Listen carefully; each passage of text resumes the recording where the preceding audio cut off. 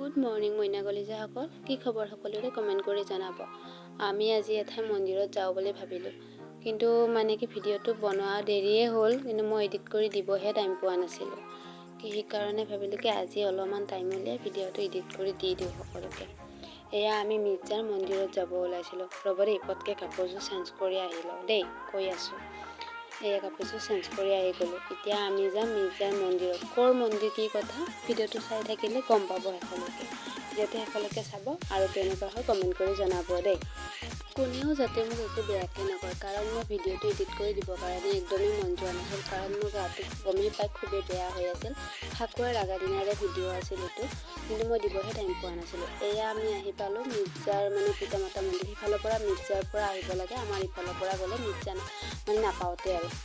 সেয়ে আৰু এইটো দেখি কিনে বহুত পুৰণা বস্তু এবিধ দেখিলোঁ, আৰু এখন আইন কৰি থৈ দিছে, এইখন পঢ়ি চাব আপোনালোকে, মই নকওঁ বাৰু। আৰু এয়া গাখীৰ চাখীৰ ঢালিলোঁ, চাতি তাতি দি পেলাই গাখীৰ চাখীৰ ঢালি পূজা পাতল কৰিলোঁ, আৰু মোৰ যাতে সকলো বেমাৰ আজাৰ সুস্থ কৰি দিয়ে।